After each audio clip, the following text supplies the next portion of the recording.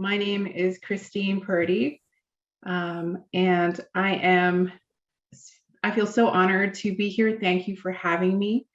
And I want to take this opportunity to share my story. So, growing up, we didn't have much, but we were happy. I am the daughter of immigrant parents. My mom was a nurse in a hospital. What I didn't realize was that being a nurse wasn't enough financially, and my parents were under mental and financial strain. So I didn't realize they were supporting us as well as their families back home in the Philippines. At one point, my dad had 3 jobs, sleeping 2 hours a day to make ends meet, and I never knew. Until my dad got Bell's palsy. My mom tried to explain how hard my dad was working to put food on everyone's table, and my mom couldn't pick up hours because we couldn't afford a babysitter, and she needed to be home with myself and my siblings. So in elementary school, I was bullied because of the color of my skin. Kids back then didn't know what a Filipino or have heard of what Filipino people, culture, the place was. So they would say things like, "Are you black? Are you white? You must be confused," or some of the things that they would say. So racism on top of being made fun of because I didn't have the trendy clothes and have what everybody else had put me into a real depression when I was little. I just didn't understand. No one stood up for me. I used to come home crying, saying that I didn't want to go to school because kids were mean to me when I did nothing, absolutely nothing to them. So I think it was there that I started to grow that heart for advocacy, and I wanted to be that voice for the voiceless. I wanted to help others. So I joined the labor movement to tell workers that they don't have to quit their job quit a job that they love. They just need to work as one collective, unstoppable force to push back against oppression and join the labor movement. So today, I'm a senior organizer with SEIU Healthcare, and I get the chance to help healthcare workers make concrete changes in their working conditions through collective bargaining. I get to educate them on where to take the fight, not to fight each other. So I've been doing this for about 12 years now, and every day I think, who else can I help? Who else needs my help? I have another full-time job. I'm a mom of 2 young children. Actually, I also have several other part-time jobs as well. I am a nurse, a chef, a chauffeur, a housekeeper, personal shopper, tech whiz, private tutor, blah, blah, blah. I just don't get paid for any of those areas of expertise. So this is why I take on the fight that we have in the labor movement. Better working conditions, better pay, health and safety. It's not just because I deserve it or we deserve it, but I want to raise the standards in our society from one that races to the bottom to one that is equitable and inclusive, that a society that takes care of their vulnerable. I want better for my kids. I want to live in a brighter, healthier society. I know the world could be better. I deserve better, and you deserve better. So there is this quote that I really like from Shakespeare. It goes, "Be not afraid of greatness. Some are born great, some achieve greatness, and others have greatness thrust upon them." So don't be afraid. Let's push to change the world together, no matter who you are, no matter where you came from. We can achieve greatness if we do it together. Let's win at bargaining. Respect us, protect us, pay us. Thanks. So yes, that's my story. And now I'd like to take the opportunity to I'm thrilled to have some of our RPN leaders who are going to share some of their stories with you as well. First, I would like to welcome Adesola. Hope I said that right, Abby. Our Executive Board Region 5 representative. Take it away, Abby. Thank you so much, Christine. Yeah, that story was truly amazing. Like, it really did touch my heart. Thank you. So thank you guys so much for having me here. It's an honor for me to be in your presence and to be here. And I know we are here for the same reason, and we are here for the same goal and wanted to achieve the same achievements. So my name is Adesola. I'm a proud racial nurse. I was born in Nigeria in West Africa. See, my parents migrated to Canada in the 80s, leaving me and my 5 other siblings to our grandmother. So I was taught by my grandmother, and my grandmother taught me basically my identity and what I know today. So to my grandmother, for watching begging me, domestic work is female work, it's women's work. So soon enough, we joined both parents and my 3 other siblings in Canada. See, my father was a truck driver, and my mom had to balance 7 kids and 2 jobs, working as a nanny and the other as a private caregiver, right? I'm pretty sure most of us can relate to this. So my parents was not part of the union. So my mom opted in fear of losing her job, and not because she was not a good employee or she was a terrible worker, but at her workplace at that time, she later told me that there was a lot of unfairness, unjust, and favoritism at her workplace. And I often hear them discussing this fear as walking on eggshell and feeling of being choked when at work. Whenever they go to work, my mom always tells me she just feels defeated, she feels choked. So one day, my mom came home early from work with puffy red eyes, and the fear we have been dreading came to light. Yes, she has lost her job. She lost her job. Even at a very young age, that fear of not having anyone to speak or advocate for you at work even brought me grief fear. In high school, I volunteered at the Tobico General Hospital. I graduated in 2001 from George Brown College as a registered practical nurse. And here I am as I joined SEIU to make a change. So I'm a behavior support and career nurse. I sit on the Health and Safety Committee. I have over 10 years experience as a chief steward. I was elected for the 2019 Long-Term Care Bargaining Committee. And I sit as the Region Number 5 representative of the Nursing Division Executive Board. So I'm a mother, a housekeeper, maintenance, a chef, a gardener, a hairdresser, a teacher. Guys, I tell you, this list could go on and on, but the domestic work we do is still not valued or being appreciated, and to appreciate it by the government, and to them it's considered norm. You see, a study was done with Icelandic women. 90% of these ladies refuse to cook, clean, or look after the kids. So they just stop, just for one day, just stop doing domestic work, categorized as women's work. This brought the whole nation to a standstill. Yes, they did. You see, my brothers and sisters, we need a change. We need to unite and make sure that the provincial government take responsibility and realize that unpaid labor is stealing from the citizen of this country. And unpaid labor is stealing from us. And stealing from us, RPN, and not giving us a well-deserved pandemic pay.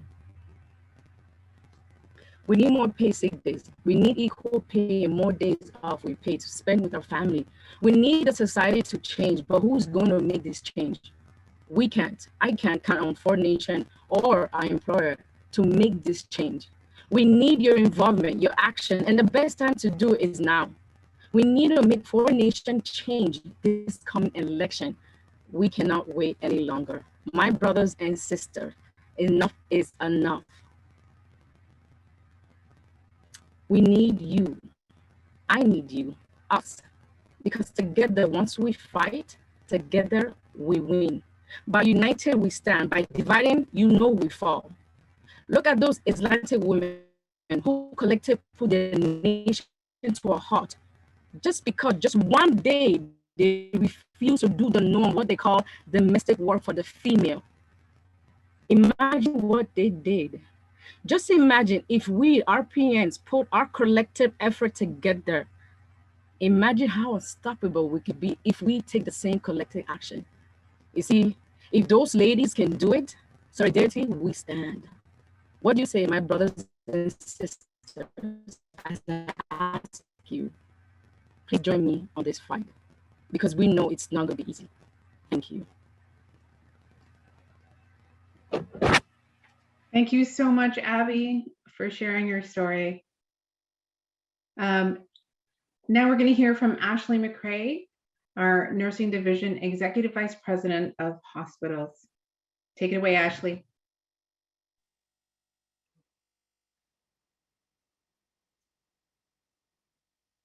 Am I still muted? It says that I'm still muted here. Am I good? No, we can hear you. All right.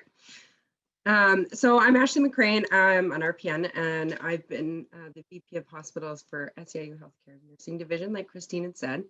But I've been an RPN now for 14 years. And growing up, I knew I wanted to be a nurse for many reasons. My dad worked at Bombardier, which is a local plant here, and was always getting laid off. I never wanted to be in that situation as an adult, and I knew I always wanted to be working. So I knew nursing would keep me working at all times, and I knew that it would keep me here in Thunder Bay, close to my family. Never did I think that these two actual things would be what made me feel so enclosed in 2020. I always knew I wanted to help others, and I needed to learn more about myself in my journey through life. I always experienced a disconnection in my life, which led to anxiety and depression. I knew something was missing. When I joined the union movement in 2012, I became stronger and I had a sense of fulfillment. So I ran and won an e-board seat in 2016. This opened my world up to so many opportunities for growth and for further fulfillment. Through this work, I learned that it's oppression, intergenerational trauma, devaluation, and systemic racism that I experienced throughout my lifetime that created this unjust and unsettled feelings that led to my anxiety and my depression. I've been on a mission for women and nurses and those facing unfair and unjust circumstances. My strength grew with the work of SEIU, but then we entered 2020 and I just wasn't ready. Imagine hating change. And I'm talking, I would never order something new at a restaurant I'd been to 100 times, or the anxiety that was provoked when supplies were moved in the supply room at work. But here we are in 2020, we have a new policy hourly, a new restriction daily, a new development weekly, a new strain of a virus. Kids are home from school, the kids are back in school, and the kids are home from school again. The ever-changing atmosphere had been a train wreck on me mentally. I'm sure most, if not all of you, can relate to this feeling. There's a feeling of loss and the unknown. It led to me feeling alone and unable to find that fulfillment that I once had. However grateful I am that I was not laid off, I sometimes wonder what the break would have been like. Maybe I don't want to be essential anymore. Maybe essential doesn't mean that I'm more valued. For years in my career, I've been doing more for less. And in 2020, I felt so devalued.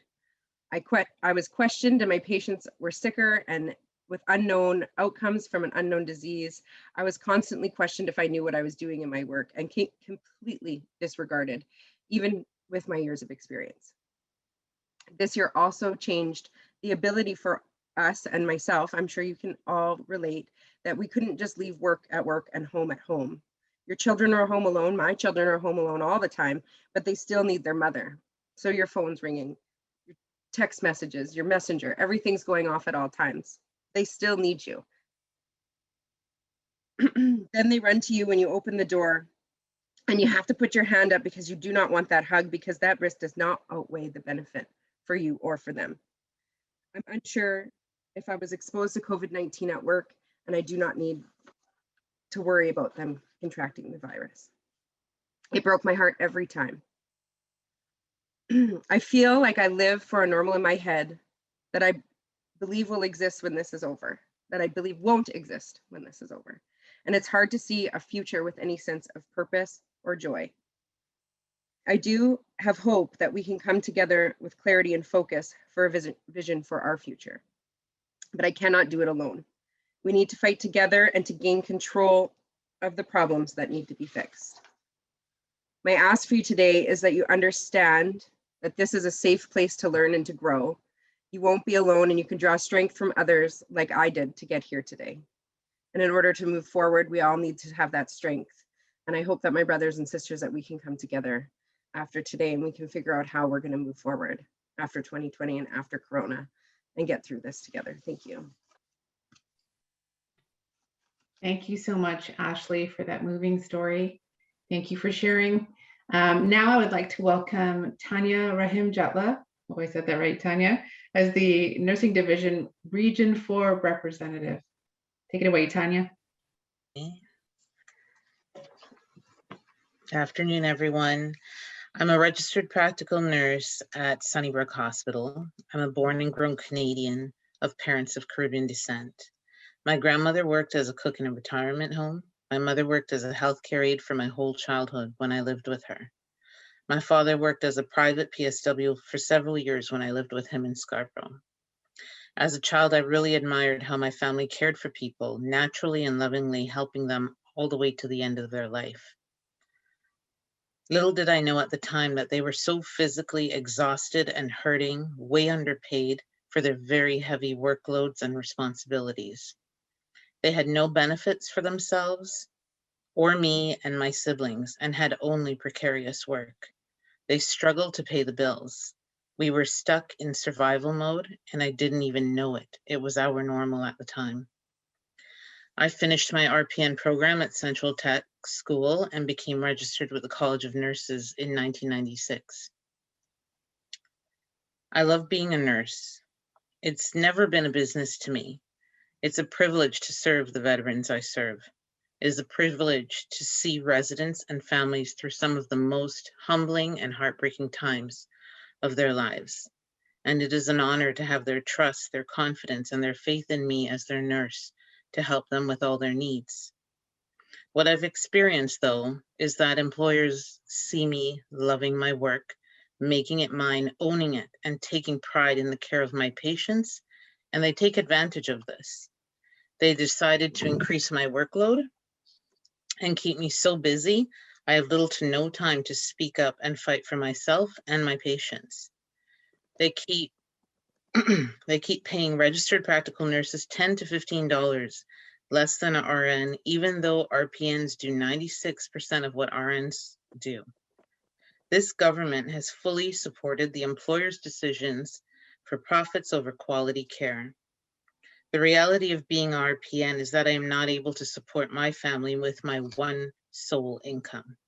Why is this still the norm 40 or 50 years later for me to be in survival mode with 3 children and a full-time job?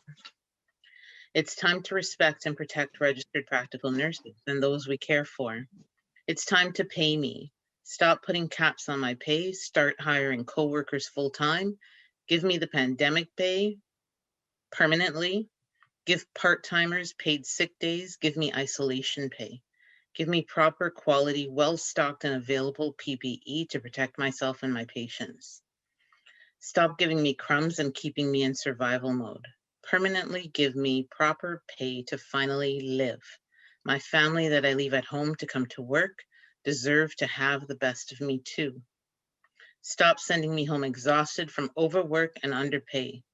Stop preventable deaths of my nursing colleagues. Make these changes permanently, not only for this pandemic. Respect us, protect us, pay us. It's overdue by half a century. Thank you. Thank you so much, Tanya, for that powerful story. And thank you to the 3 nurses. Thank you very much for being so open and vulnerable and for bravely sharing your stories. So now we're going to talk about vision stories. So if anyone didn't realize, the 3 nurses and myself were sharing what's called a vision story. And so what is a vision story? All of you would have received a little worksheet in your mail out. It looks, I can't see myself, sorry. It has the heading vision stories, and there's some lines where you can write. So what is a vision story? So a vision story is your story. It's an opportunity to tell someone about you, where you came from, who you are in a 2 to 3 minute window. And you can ask anyone right now who's written a vision story. 2 to 3 minutes is not an easy task.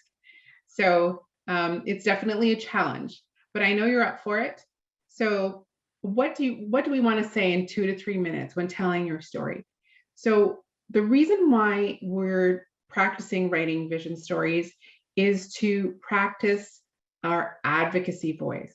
So in telling our story, it gives us, it helps exercise our muscles to talk about advocacy, to encourage others to join collective action. And I don't know if anyone noticed some of the things in the chat. It sounds like pieces and parts and things in everyone's vision story really connected with you. And I think that's a very important part of telling your vision story, is to find connection with the person that you're talking to or sharing the story with. So vision stories have three main elements, and this is kind of the structure that we're going to use when we practice writing our vision stories. So the first part of our vision story, we want to talk about our past. Who are you? Where did you come from? What made you the person you are today? Is there something that in your past was that defining moment that galvanized your decision or helped you change direction or steered you in that way? What about your past you want to tell? Why do you do this work? Why are you an RPN? Why do you go to work every day? What is it about your past that brought you to this place? So those are just some questions to think about when trying to craft the elements of your past. Who are you and where did you come from? So the next part of our vision story is the present. So this is what you're doing now, the work you do now, the world you see now, your current activism, what you're involved in. You want to make that connection and highlight that decision that you made or that pivotal moment in your past that brought you here now. What you do, highlight what you do. Look, how do you see the world now? Maybe the world you see now is not the world you saw in your past. Maybe it's different. Maybe it's the same. Maybe you had the wool lifted off of your eyes. But what is your present? Who are you presently? And then the last part of your vision story is talking about the future. So I know, or I don't think anyone can tell the future, but what do you want to see for your future, for you, for the movement, for the world? So what would things look like if we won at bargaining? What are some of the hopes that you have for the future? So this is kind of the outcome. Talk about the outcome that you would like to see and why you do what you do now. So that's kind of the structure of telling your vision story. So there's just some things that I want you to remember when crafting your vision story. People listen when the story is deep and the messenger is being real. Leaders know story is an art. We don't know how much you know until how much we know you care. So when you're telling a story, that's what I was talking about. Like you want to, you don't want to just tell people a bunch of facts, right? Because this is your story. You want to tell people about you, who you are, what you're about, to give them the opportunity to make a connection with you. And then lastly, if we believe the messenger, then we're more likely to believe the message. So just remember that your vision story needs to be, it's a little bit of a commercial, you know, like a little bit of a tiny commercial or, you know, movie trailer into who you are and where you came from. So think of it that way, 2 to 3 minutes. I'm stressing this because it's not easy. And I encourage you to use words like, I feel, I think, this is what I want. Because if you use general things like, society should be this way to make the world, to make the world a better place. Nobody connects with that. I mean, it's just a kind of a general term, right? But if you say, I want a world where my kids are not discriminated against because of the color of their skin. Much more powerful, right? It's a much more powerful message. It's much more personal. And that's definitely something that many people can relate to.